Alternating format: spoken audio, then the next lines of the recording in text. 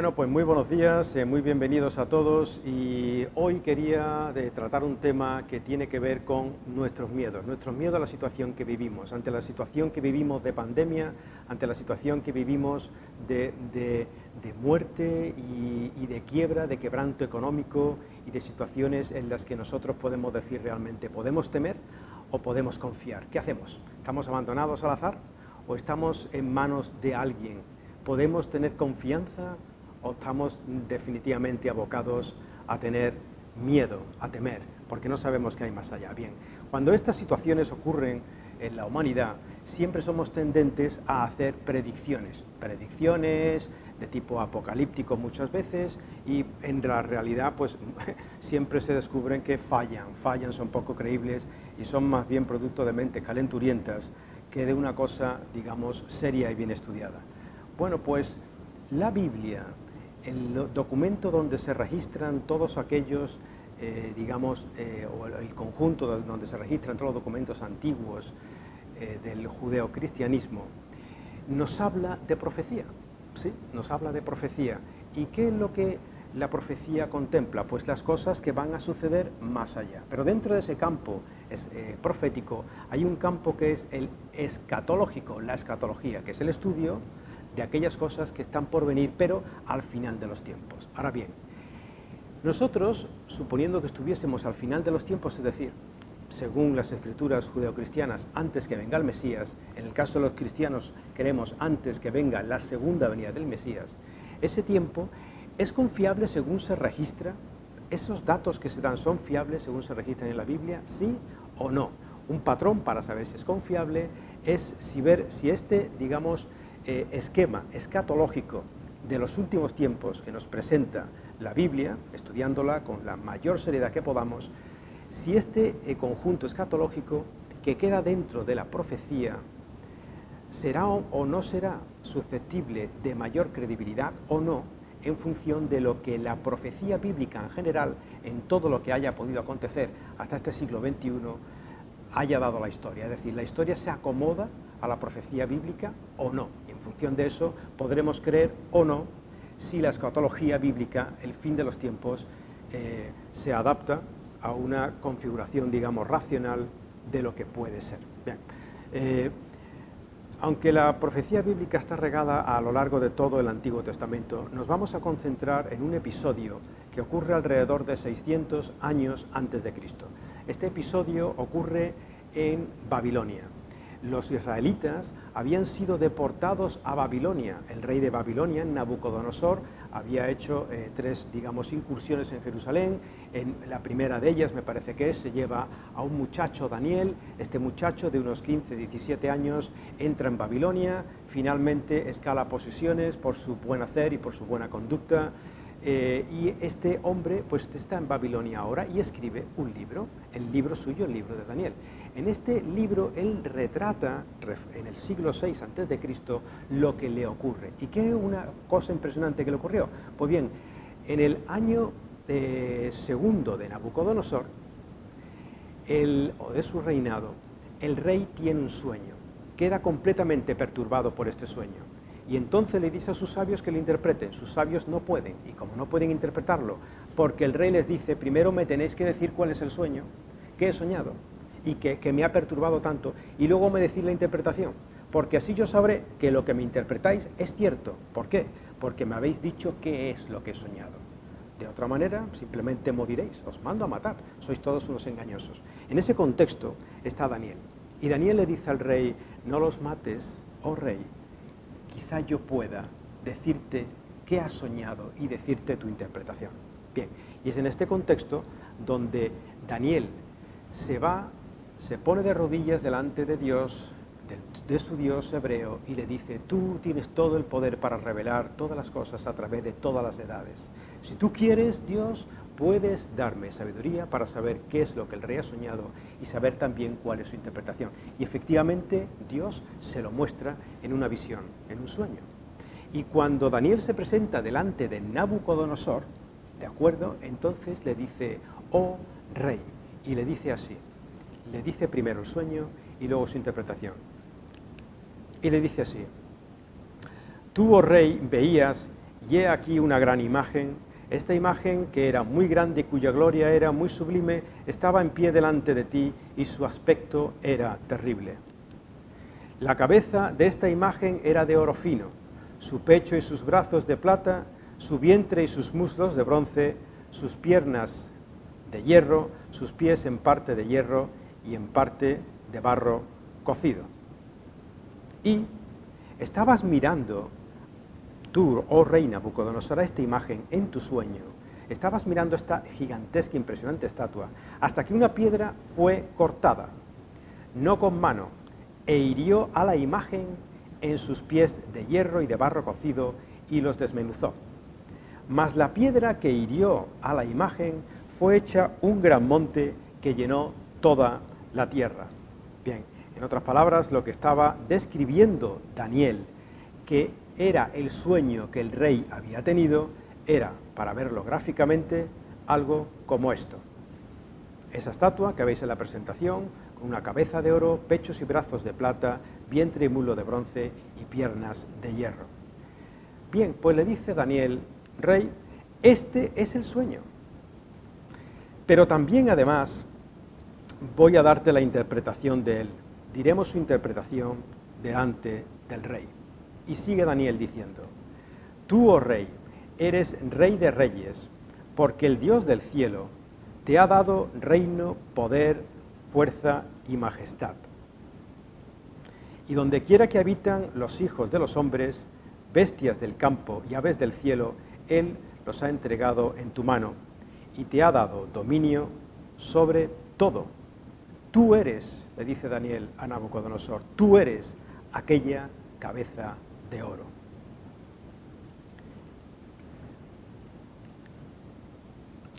Le decía Daniel al rey, tú eres, oh rey, el imperio babilónico que está representado por esa cabeza de oro. Dice, y después de ti, continúa Daniel, se levantará otro reino inferior al tuyo, y luego un tercer reino de bronce, el cual dominará sobre toda la tierra, y un cuarto reino será fuerte como hierro, y como el hierro desmenuza y rompe todas las cosas, desmenuzará y quebrantará todo. Es decir, Daniel le está dando una serie de imperios consecutivos que tendrían que venir después de ese primer imperio, la cabeza de oro del imperio babilónico, representada en Nabucodonosor. Básicamente, lo que gráficamente podíamos ver que estaba intentando transmitir Daniel al rey era toda la sucesión de imperios que tendrían que venir posterior a él. Lo que veía era lo que veis en la presentación. Primero el imperio babilónico, los pechos y los brazos de plata representan al imperio medo-persa por una serie de características que se dan en el mismo libro, no podemos entretenernos ahora. Después vendrá un vientre y muslos de bronce representando al imperio de Grecia, al imperio griego, y posteriormente piernas de hierro representando al imperio romano. Ahora bien, ¿cómo sabemos que esta serie de sucesiones simbolizadas en esa gran estatua que Nabucodonosor soñó representaban los imperios que tenían que venir? Pues muy sencillo, no solamente en el texto se nos da las características de estos reinos o imperios que coinciden extremadamente bien con los imperios sucesivos, no solamente fueron estos imperios los que en la línea de la historia fueron sucediéndose unos a otros, sino que además, si esto es lo que ocurre en el capítulo 2 del libro de Daniel, en el capítulo 7 del libro de Daniel se nos describe las características o la personalidad de estos mismos imperios.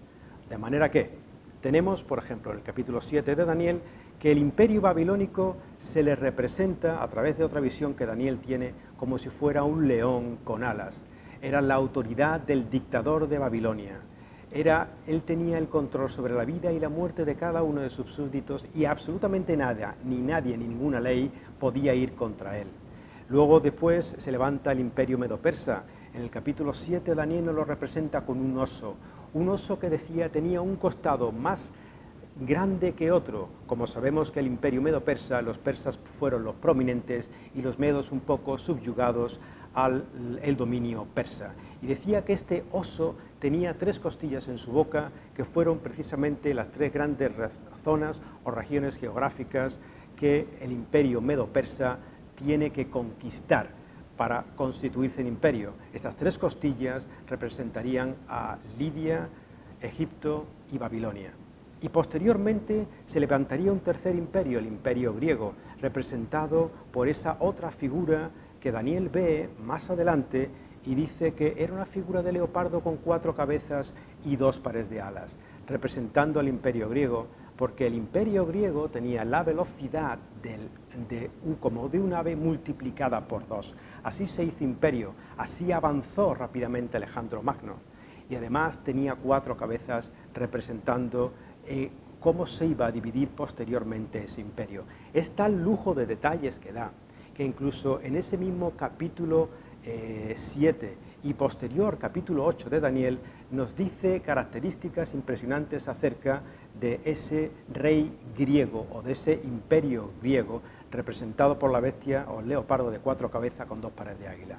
En el capítulo 8 se nos representa ese imperio griego a través de una visión, todo esto por supuesto figurativa, que representaba caracteres, y se nos representa como un macho cabrío. Ese imperio griego era como un macho cabrío. El macho cabrío dice que viene del poniente, del oeste, y que viene corriendo velozmente, tan veloz, dice, que ni siquiera se veían sus patas poner en el suelo.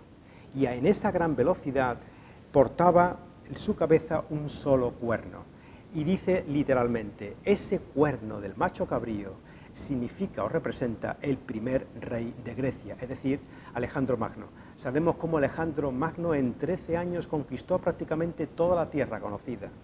Y es más, dice que ese cuerno que tenía el macho cabrío de golpe es roto, dice Daniel, de golpe es roto, como sabemos que Alejandro Magno murió súbitamente a la edad de 33 años. Y posteriormente ese cuerno emergen de ese cuerno roto 4 cuernos, 4 fortalezas que vendrían a ser los 4 generales en los que se divide el imperio de Alejandro Magno después de una terrible contienda por abarcar territorios de poder. Bien, las especificaciones son tan exhaustivas, que parecieran que lo que Daniel escribió no lo escribió en ese siglo, sino en siglos posteriores, cuando realmente lo pudo ver esta sucesión de imperio con todas sus características. Y por supuesto, finalmente, las piernas de hierro que simbolizaban al imperio romano, el hierro que era el material romano efectivamente más prominente, que arrasaba, dice que era una bestia que arrasaba, que terminaba con todo, que era diferente a las demás, que era la más larga, como es el fémur, o la parte del muslo, la parte más larga del cuerpo, dividida en 2 partes, pierna izquierda y pierna derecha, occidente y oriente, dividido el imperio romano en Constantinopla y Roma. Toda esta serie de detalles es lo que vemos que Daniel describe al rey 6 siglos antes de la era de Jesús. 6 siglos antes de Cristo. Más adelante dice que, y lo que viste, le describe Daniel al rey, volviendo a la estatua del sueño de Nabucodonosor. Dice, y lo que viste de los pies y de los dedos, en parte de barro cocido de alfarero y en parte de hierro, será un reino dividido. Mas habrá en él algo de la fuerza del hierro, así como viste hierro mezclado con barro cocido, así como viste el hierro mezclado con barro, se mezclarán por medio de alianzas humanas. Ese será otro tipo de reino distinto. Reino dividido, mezclado, a través de alianzas humanas, pero no se unirán el uno con el otro, como el hierro no se mezcla con el barro. ¿De qué estaba hablando aquí?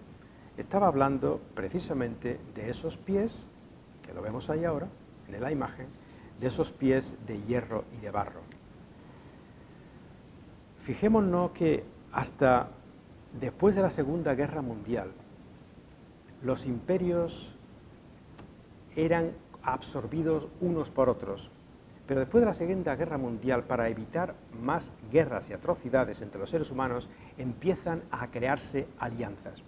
Alianzas a nivel internacional, a nivel global, que es como una especie de unión entre el hierro y el barro. Algunos más débiles, algunos más fuertes, se unen por medio de alianzas, pero no es una unión homogénea. Bien, pues en esta, digamos, reino futuro que todavía no se ha vivido, dice que este reino, el de los pies representado por 10 dedos, dice que su material es barro y hierro, es decir, es un material en parte que viene del hierro, en parte que viene de las piernas del Imperio Romano. Es decir, tendrá este imperio reminiscencias del Imperio Romano. Pero no será el Imperio Romano, pero podría ser una especie de Imperio Romano revivido. Bien, después, como hemos dicho, de la Segunda Guerra Mundial, se crean las grandes alianzas mundiales. Después de la Segunda Guerra Mundial, periodo en el que nos encontramos hoy en día, se crea, por ejemplo, el Pacto de Varsovia, que ya desapareció, la OTAN, se crea la Organización de las Naciones Unidas, concretamente la Organización Mundial de la Salud, tan famosa ahora, la Organización Internacional del Comercio, el Banco Mundial, etcétera, y la Unión Europea, que precisamente pertenece a la zona del Imperio Romano.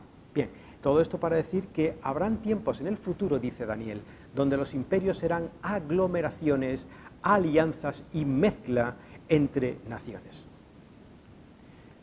Y más adelante dice, en los días que ocurra ese reino, en los días de estos reyes que se mezclan por medio de alianzas, el Dios del cielo levantará un reino que no será jamás destruido, ni será el reino dejado a otro pueblo, y consumirá todos estos reinos, pero él permanece para siempre.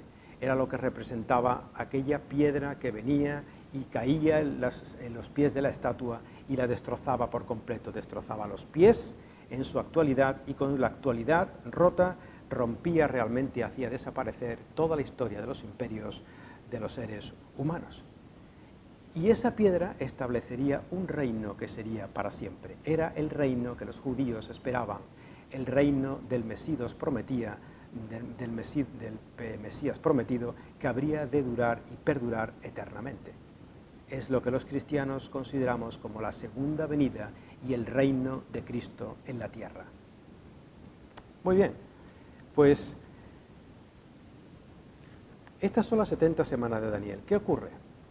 Pues ocurre que lo que nosotros hemos trazado aquí de forma muy rápida, visto en detalle, es extraordinariamente exquisito.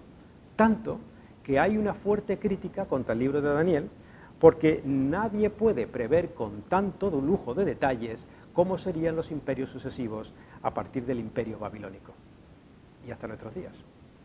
De manera que se dice, no, están tergiversados, estas escrituras antiguas judías están manipuladas para que coincidan y se haga ver realmente que aquello fue lo que ocurrió. Pero esto deja fuera el razonamiento de que los judíos no manipulan sus escrituras. Si alguien conoce realmente cómo trabajan los escribas, cómo han trabajado los escribas judíos y cómo aman su ley, ellos no tergiversan, y mucho menos la tergiversan para hacer parecer que sus escrituras apuntan a un Mesías que resulta ser Jesús de Nazaret, como ahora más adelante veremos. Bien, tal lujo de detalle se da en el libro de Daniel, en todos sus capítulos, acerca de estos imperios, que la crítica liberal dice, vamos a ver, Daniel no está escrito, no puede estar escrito en el siglo VI, tiene que estar escrito posterior, porque es tanto lujo de detalle, incluso de lo que ocurre después que cae el imperio griego, cuando la dominación siria, por parte de los seleucidas del norte invaden Jerusalén. Hay tanto lujo de detalles de la época, por ejemplo, de los macabeos, la época intertestamentaria entre el siglo II y III a.C. Hay tanto lujo de detalles que no puede ser escrito en el siglo VI a.C., tiene que ser escrito obligatoriamente en los siglos II o III a.C. Fijaos cómo la razón para decir que Daniel no fue escrito cuando fue escrito es que no se quiere aceptar lo sobrenatural. Bueno, podría ser, pero eso, por ejemplo, destierra o quita de en medio yacimientos arqueológicos importantes, porque los que piensan así piensan, Nabucodonosor fue el primero de los reyes del imperio babilónico, pero el último antes de los medo-persas. La historia nos dice que es Nabónido, y no hay otro registro en la historia, aparte de Nabónido, como el último emperador o como el último rey de Babilonia. De manera que Daniel se equivoca, y esto muestra que el libro fue escrito más tarde, se equivoca porque, hablando de los tiempos atrás, dice que el último rey del imperio babilónico fue Belsasar. Pues bien, yacimientos arqueológicos en el último siglo muestran una inscripción en piedra en la parte, digamos, la expedición se llevó a cabo en Babilonia, y muestra una inscripción en tierra, en piedra, donde efectivamente aparece el nombre de alguien prominente, y aquel nombre es Belsasar, el mismo del que hablaba Daniel como último emperador o como último rey de Babilonia. Y claro, en esa misma inscripción además se nos dice que Nabónido, que es el último emperador que nos registra la historia del imperio de Babilonia, el último rey de Babilonia, Nabónido vivió mucho tiempo, prácticamente la mayoría del tiempo, en una población, en una ciudad llamada Teima. Y mientras vivía fuera, encargaba el reino a su hijo Belsasar. Por eso es que Daniel sabía cómo se llamaba el rey último de los babilonios antes que vinieran e invadieran los medopersas. Se llamaba Belsasar. Y por eso no puede ser, o nos deja testimonio fiel Daniel, de que él conocía bien la historia, porque estaba allí, incluso dando nombres que nosotros desconocíamos hasta hace muy poco. Bien. Pero incluso suponiendo que Daniel fuera escrito en el siglo II a.C., ¿cómo en el siglo II a.C. se puede retratar con tanta precisión cuándo un personaje principal habría de venir? Y me voy a explicar para que veamos de qué estamos hablando. En el capítulo 9 del libro de Daniel se habla de la profecía de las 70 semanas. Daniel está preocupado en este imperio porque su pueblo está en cautiverio, no está en Israel, está cautivo en Babilonia, y está preocupado y ora a Dios y le dice: Señor, yo quiero saber qué es lo que ha de acontecer a mi pueblo, porque he visto que en otras escrituras judías, en las escrituras antiguas antes de mí, en las escrituras del profeta Jeremías, dice que tú mantendrás a tu pueblo cautivo en Babilonia 70 años. Ya no queda mucho, ¿verdad? ¿Qué ha de acontecer? Y Dios efectivamente, dice él, que a través del ángel Gabriel le dice qué es lo que va a acontecer. Y le dice: mira, igual que 70 años va a tener tu pueblo que estar en Babilonia, ¿de acuerdo? 70 semanas están, digamos, marcadas para tu pueblo Israel, y en realidad para el mundo entero. 70 semanas. Para este entonces ya han pasado 66 años de la primera visión aquella que tuvo Nabucodonosor, y siendo ya Daniel anciano, recibe de Gabriel que 70 semanas están dispuestas para lo que va a ocurrir en el mundo, pero especialmente para su pueblo Israel. Bien, estas 70 semanas de Daniel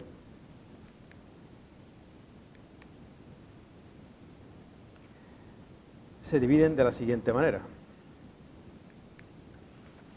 Dice: sabe pues, le dice el ángel a Daniel, sabe pues y entiende que desde la salida de la orden para restaurar y edificar Jerusalén hasta el Mesías príncipe habrá 7 semanas y 62 semanas, 7 y 62, un total de 69.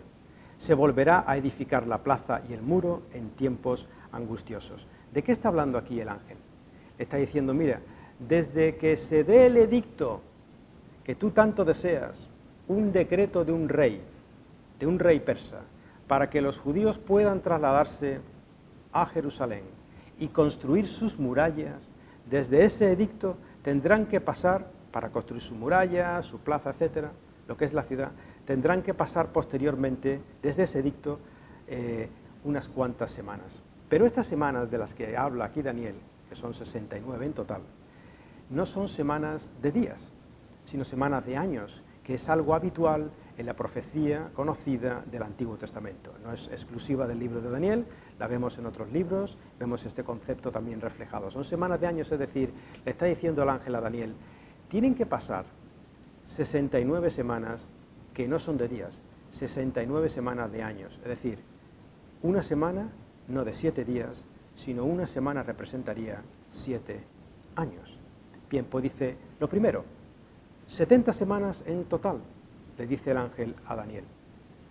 Y arrancamos esas 70 semanas desde un momento, que es la orden para restaurar el muro. Hubieron otras órdenes, otros decretos desde el imperio persa para que los judíos pudieran ir regresando a su tierra. Por ejemplo, tenemos como Esdras, que va años antes, reconstruye el templo en Jerusalén. Pero solamente hay un decreto que permite a los judíos que están en Babilonia ir a Jerusalén para reconstruir su muro. Y ese decreto es el decreto de, como lo vemos aquí, Artajerjes. El rey persa Artajerjes I da un decreto y se lo da a Nehemías, y eso está también descrito en la historia del libro de Nehemías en el Antiguo Testamento. Y este decreto fue dado en marzo, concretamente el 4 de marzo del 444 a.C.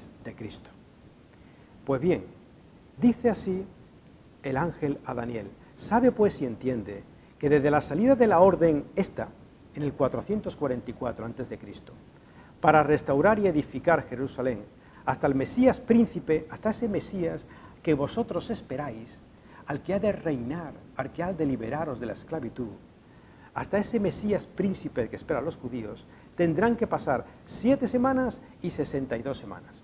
Punto de partida, marzo 444 a.C. Y le dice el ángel, tiene que pasar 69 semanas. 62 más 7, 69 semanas de años. Es decir, que tienen que pasar en el año profético judío, que son 360 días por año. Esto es así, bueno, por cuestiones de calendario. Nosotros tenemos el calendario gregoriano, que se mide básicamente por el Sol, ajustamos los desfases que hay alrededor de la órbita del Sol con los años bisiesto. Ellos tenían otro calendario que era también basado en la Luna. De otra manera, ellos también hacían sus ajustes, pero básicamente, para no complicarlo, tener en cuenta que el año profético judío es de 360 días. Y dice así el ángel, tienen que pasar desde el decreto, 69 semanas de años, es decir, 483 años, o lo que es lo mismo en días, 173.880 días, tiene que pasar esto hasta que nos dé una fecha. Pues si sumamos al 444 a.C., esa fecha, esa cantidad de días, nos da una fecha que es la del 30 de marzo del año 33, después de Cristo. ¿Y qué pasa el 30 de marzo del año 33 después de Cristo? Bueno, esto es efectivamente lo que dice el ángel, dice, sabe pues, entiende que desde la orden hasta el Mesías príncipe tendrán que pasar 483 años. ¿Y qué es lo que ocurre exactamente después de 483 años? Hay un especialista que ha hecho cálculos matemáticos en este sentido, tomando en cuenta, por supuesto, calendarios, ajustes y un montón de historias que no son fáciles matemáticamente hablando de calcular, y ha estimado que después de los 173.880 días desde la orden del emperador o del rey sirio, Artajerjes I, añadido estos días de los que hablaba el ángel, se llega al 30 de marzo del 33, que es exactamente cuando decía el ángel que el Mesías príncipe tenía que venir. Y el Mesías príncipe vino, porque la entrada triunfal de Jerusalén se estima como fecha probable 30 de marzo del año 33 después de Cristo. Y dice más el ángel a Daniel, le dice, y después de las 62 semanas, es decir, después de las 62 más 7, después de las 69 semanas, o 483 años, se quitará la vida al Mesías. ¿La vida al Mesías? Pero si el Mesías es ese Mesías príncipe que esperamos los judíos, que no puede morir, que reinará eternamente, dice el ángel a Daniel, se le quitará la vida al Mesías. Efectivamente, ¿qué ocurre unos días más tarde, después, 5 días más tarde, después que Jesús entra en Jerusalén? La crucifixión del Mesías. Si es que Jesús de Nazaret fue el Mesías. En abril del año 33, como fecha muy probable.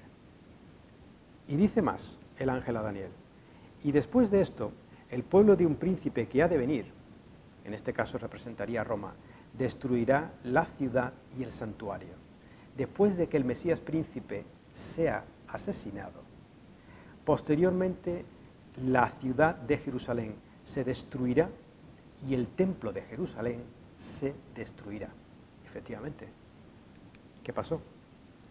Que en el año 70 después de Cristo, tanto Jerusalén como el templo de Jerusalén fueron destruidos, completamente destruidos. Que no solamente es una profecía de Daniel, lo mismo también dijo Jesús de Nazaret cuando estuvo aquí. De este templo no quedará piedra sobre piedra que no sea derribada. Y después de esto, le dice el ángel a Daniel, después de esto, por otra semana, por una semana más, es decir, por 7 años más, y por otra semana, confirmará el pacto con muchos, a la mitad de la semana hará cesar el sacrificio y la ofrenda, etcétera, etcétera, etcétera. Esto es 7 años que tienen que venir después de esas 69 semanas. Pero 7 años que están descontinuados de las 69 semanas anteriores. ¿Por qué? Porque le dice Gabriel, el ángel, a Daniel, que el templo sería destruido. Si el templo es destruido, las ofrendas no pueden darse. Y si las ofrendas no pueden darse, tampoco puede cesar el sacrificio y la ofrenda.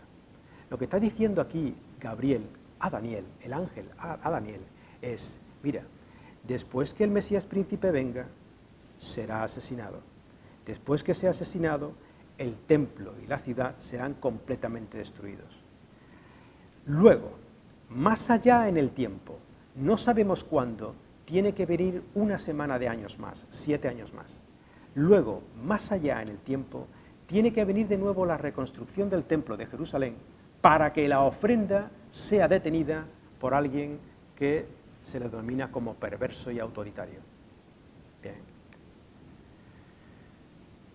Ahí tenemos gráficamente representado que después de las 62 semanas hay un periodo, un lapsus de tiempo en el que probablemente nosotros nos encontremos ahora, hasta que venga la última semana de Daniel, la semana 70, ese periodo de 7 años donde ocurren las cosas que están por venir al final de los tiempos, donde ocurre la escatología. ¿Es fiable la escatología bíblica, es decir, lo que va a ocurrir en ese periodo último de la humanidad, los últimos 7 años del mundo tal y como lo conocemos? ¿Es fiable?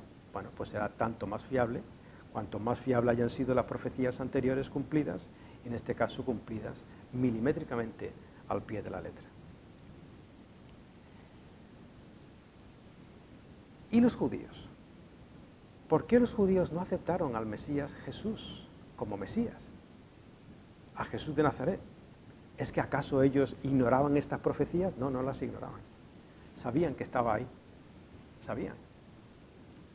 Pero no querían creer porque no les convenía políticamente aceptar a Jesús como Mesías. Así de sencillo. Pero tenían estas mismas profecías y había una gran expectación en la época de Jesús de que el Mesías iba a venir precisamente por este tema y por otros. Tanto es así que hay algo predicho, muy antiguo, desde la configuración primaria del pueblo de Israel, que también los fariseos y los religiosos de la época conocían, que decía claramente en qué momento exacto tenía que venir el Mesías príncipe que estaba profetizado. Y esa profecía antigua, probablemente unos 1500 años antes de Cristo, decía así: no será quitado el cetro de Judá, ni el legislador entre sus pies hasta que venga Silo. Tanto intérpretes judíos como cristianos no tienen controversia alguna en reconocer a Silo como una expresión del Mesías príncipe que había de venir. Pues nos dice muchísimos, 1,5 milenio antes de Cristo, se nos dice, el Mesías no vendrá sino hasta aquella época en que le sea quitado a Israel el poder legislativo y, añadido, sea quitado el cetro de Judá. Los judíos sabían bien que aunque habían tenido muchas invasiones, nunca le había sido quitado el cetro de Judá, en el sentido de que nunca ningún rey de Israel había sido un rey que no fuera judío, excepto una vez en la historia, Herodes el Grande. Herodes el Grande no era judío, era idumeo, y en ese sentido a Israel se le quita el cetro de Judá, su identidad real como pueblo, por primera y única vez en la historia. Ahí es donde tenía que haber venido el Mesías, según profetizado 1,5 milenio antes de Cristo, que coincidía con la profecía exacta de Daniel. ¿Cuándo tenía que venir el Mesías después de las 69 semanas? 483 años.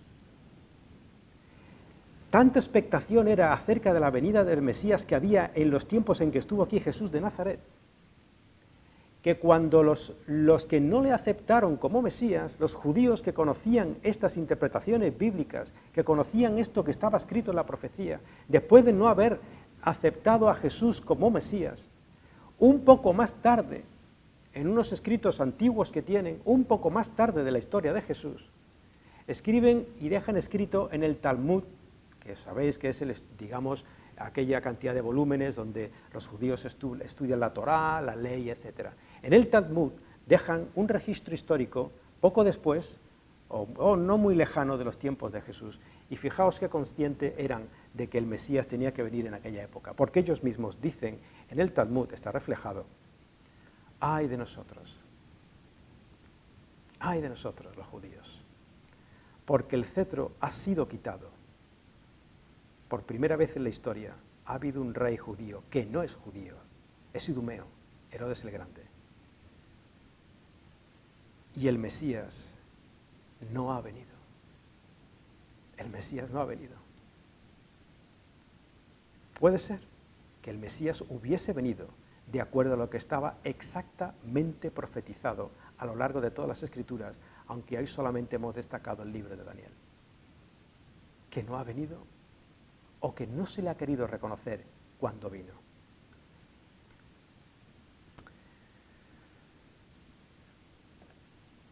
Jesús cumplió su parte, porque Jesús de Nazaret apareció en la historia justo cuando se le esperaba, de acuerdo a lo que estaba profetizado.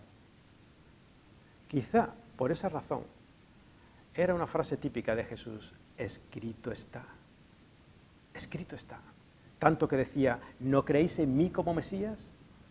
Creed por lo menos, si no creéis mis palabras, las obras que yo hago. Y si no creéis las obras que yo hago, dice en Juan capítulo 5, Evangelio de Juan 5, si no me creéis a mí en mis palabras, si no creéis las obras y los milagros que estoy haciendo, mirad las Escrituras. Porque está escrito todo acerca de mí. Tanto es así, y tanta profecía bíblica hay cumplida en Jesús, que el Antiguo Testamento registra alrededor de 300 profecías que tenían que cumplirse en un solo hombre, que iba a ser el Mesías. De esas 300, más de 60 son profecías perfectamente directas. Por resaltar algunas, de forma muy rápida, estaba escrito que el Mesías tenía que ser nacido de una virgen, que el Mesías tendría que nacer en Belén. Estaba escrito. Estaba escrito que tenía que ser de la descendencia de Abraham, de Isaac y de Jacob. Vaya, del pueblo de Israel.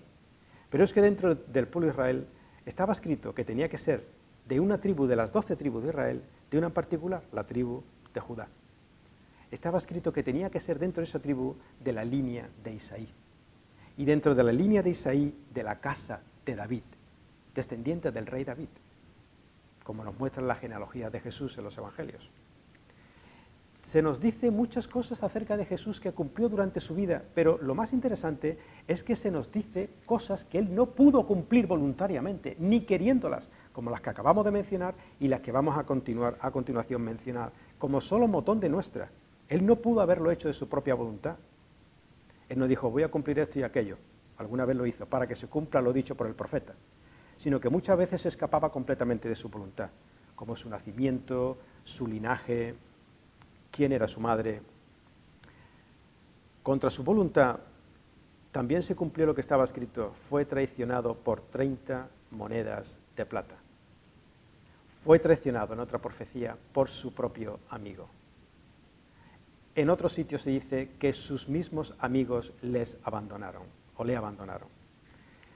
Incluso unos 800, 900 años antes de Cristo, el rey David, hablando del Mesías, dice que tenía que ser crucificado, porque habla de él como aquel al que se le horadaron las manos y los pies, siendo que en aquella época, cuando se escribió el Salmo, no existía la pena de crucifixión, que fue algo impuesto y extendido por el Imperio Romano. Los judíos en aquella época apedreaban, pero no crucificaban. Y muchos siglos antes se dice del Mesías, tiene que morir con agujeros en las manos y en los pies. Se dice de él que tuvo que ser lanceado en un costado, como efectivamente ocurrió en la crucifixión de Jesús. Se dice de él también en el Antiguo Testamento que tenía que morir entre ladrones, como entre ladrones murió Jesús, porque así fue crucificado, y que sin embargo sería sepultado con los ricos, como efectivamente ocurrió con la tumba de José de Arimatea, donde fue sepultado el cuerpo de Jesús. Se dice de él que sus ropas tenían que haber sido echadas a suertes, como hicieron los romanos bajo la cruz. Se dice de él, se dice de él, se dice de él, se dice de él. Cientos de profecías cumplidas en una sola persona. 61 de ellas muy directas, cumplidas al pie de la letra en Jesús de Nazaret. Tanto es así que un especialista en estos temas, un tal llamado Harold Hatzler, que pertenece o ha pertenecido a la Asociación Científica Americana, hizo un estudio matemático de las probabilidades de que un hombre en la historia pudiera solamente cumplir 8 de las principales profecías que se decían acerca del Mesías. Para que un hombre en la historia pueda cumplir solo 8 de las profecías principales acerca del Mesías, las probabilidades de que eso ocurra por azar en la historia sería de 1 a 10 elevado a la 17 potencia. Y este mismo autor del cálculo matemático nos dice lo siguiente. Nos dice, mirad, para que podamos ver realmente la envergadura de lo que estamos hablando, una posibilidad de 10 elevado a la 17 potencia.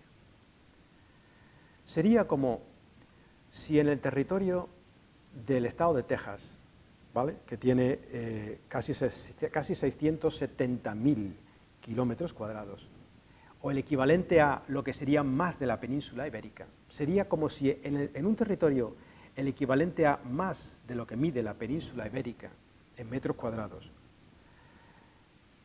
se extendiera una capa de medio metro a lo largo de todo su territorio de monedas, por imaginar de monedas de 1 euro. Imaginaros toda la península ibérica llena, a medio metro, entera de monedas de 1 euro. Ahora marcamos una de esas monedas. Y ahora le decimos a una persona ciega que camine, a la que se le ha vendado los ojos, que camine por la península ibérica sobre las monedas.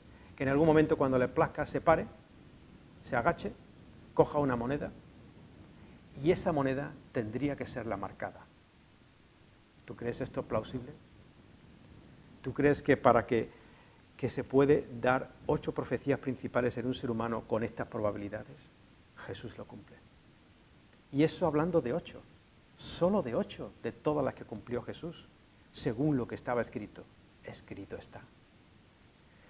Porque para cumplir 48 de las muchas que Jesús cumplió, para cumplir solamente 48 profecías, Para que un ser humano, por azar, cumpla 48 de las profecías principales que decían o que profetizaban acerca del Mesías, eso sería una probabilidad de 10 elevado a la 157 potencia, es decir, algo tan desorbitado que ya ni los números los podemos abarcar con ejemplos relativamente normales. Todo eso lo cumplió Jesús, escrito está. Pero claro, hay que leerlo, hay que estudiarlo, hay que examinarlo. La cuestión es esta. Dios tiene el control de la historia.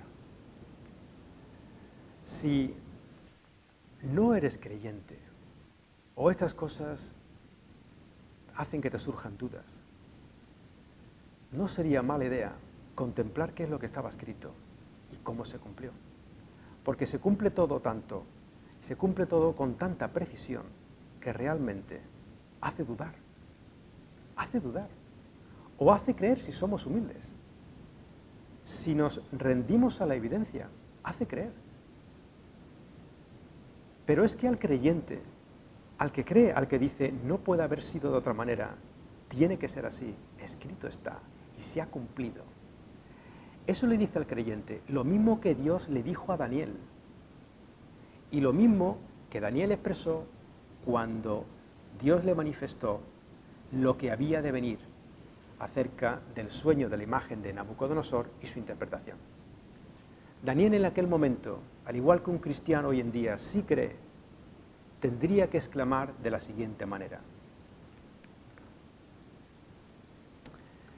Y Daniel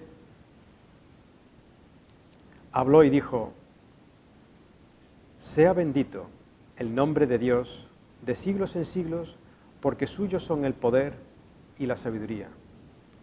Cuando Daniel recibió esta visión de parte de Dios acerca de la estatua de Daniel, dijo de Dios, Él muda los tiempos y muda las edades, quita reyes y pone reyes, da la sabiduría a los sabios y la ciencia a los entendidos. Cuando Daniel vio la majestad de Dios en la intervención de la historia de los seres humanos, cosa que le trasladó al rey Nabucodonosor, dijo, Dios tiene el control de los tiempos y de las edades. Pone imperios y quita imperios. No estamos solos. Dios tiene un propósito. Él sabe lo que hace y Él sabe lo que permite para que las cosas se conduzcan a donde tienen que ir. Si alguien piensa que si un Dios existe es demasiado grande y por tanto de los grandes aspectos de la historia se ocupa, pero no puede ocuparse de los pequeños, tenemos que recordar que Dios es grande, mucho más grande de lo que podamos imaginar, precisamente porque también es Dios de lo pequeño. Y en los grandes problemas de la humanidad, como ahora estamos viviendo, así como en los pequeños asuntos de nuestra vida, Dios sigue estando presente. Porque si Daniel apuntó a lo grande de la intervención de Dios en la historia de los seres humanos, Jesús dijo así, interviniendo Dios también acerca de nuestras pequeñeces. Jesús dijo, no temáis, van a venir situaciones, pero no os preocupéis, está escrito, no temáis, hay un propósito. No temáis, dijo Jesús, ¿no se venden 2 pajarillos por 1 cuarto? Con todo, ni uno de ellos cae a tierra sin vuestro Padre, sí que en vuestro Padre Celestial lo permita. Pues aún vuestros cabellos, vuestros propios cabellos, están todos contados. Así que, de nuevo, no temáis. Más valéis vosotros que muchos pajarillos. Sí, es cierto. Es cierto que estamos viviendo una época caótica, una época que nos hace pensar, ¿estamos solos o podemos confiar? ¿Estamos abandonados a nuestra suerte o podemos confiar que a pesar de la maldad que existe en el mundo, Dios conduce las circunstancias y las encamina para un propósito y un bien superior? un momento donde se tengan que desarrollar todas las cosas que están escritas para el final de los tiempos de la era humana, tal y como la conocemos. A eso apunta la escatología. Es aquella parte de la profecía que no hemos tratado hoy y que habla al final de los tiempos. ¿Es fiable? Bueno, ha sido muy fiable lo profetizado hasta hoy en día, muy fiable. Por tanto, tenemos la confianza de que lo que se tendrá que cumplir, se cumplirá de acuerdo a lo que está escrito. El mismo Jesús de Nazaret hizo referencia a Daniel. El mismo Jesús hizo referencia a las palabras de Daniel cuando hablaba en una ocasión de la abominación desoladora, de la persecución contra el pueblo de Israel, etcétera, etcétera. Esas palabras pertenecen a los últimos tiempos, al esquema de la escatología, y son esas palabras de Jesús las que posteriormente, en la siguiente sesión, analizaremos. Por vuestra atención, muchas gracias y recordemos, Dios está al control. Mucho más vales tú que muchos pajarillos. Muy bien, pues estamos contentos de haber podido pues adorar a Dios a través de las canciones, a través de su palabra, de escucharlas, y estamos sorprendidos de la grandeza de nuestro gran Dios. Qué bueno es saber que estamos en sus manos y saber que estamos protegidos por Él. Pues nos despedimos, un domingo más, agradecemos a todos por vuestra presencia, aunque sé que para todos es un deseo y un gusto poder reunirse en nombre del Señor. Y bueno, ya sabéis que vamos a estar en esta situación durante un tiempo. El Consejo Pastoral habéis recibido una información vía WhatsApp, donde informamos que vemos conveniente no comenzar de manera física y presencial el próximo domingo. Lo haremos un poquito más adelante cuando se cumplan y veamos que podemos garantizar todas las medidas de seguridad que son necesarias para tener una reunión así. Terminamos entonces, igual que lo hicimos, dando gracias a Dios por este tiempo. Pues Señor, te damos gracias por la oportunidad que nos has dado nuevamente de poder adorarte, de poder bendecirte, pensar en tu grandeza, en tu majestad, en tu soberanía, Señor. Eres grande, tú controlas la historia, controlas los tiempos, controlas nuestras vidas y te damos gracias por ello, Señor, de que hemos podido encontrarte y tener una relación de amor contigo. Despídenos, Señor, bendice a las familias, bendice a los hermanos, bendice a las personas que están escuchando y que te están buscando para que puedan tener ese encuentro de salvación también. Nos despedimos, pues como iniciamos, pues dándote las gracias, y lo hacemos en el nombre de Jesús.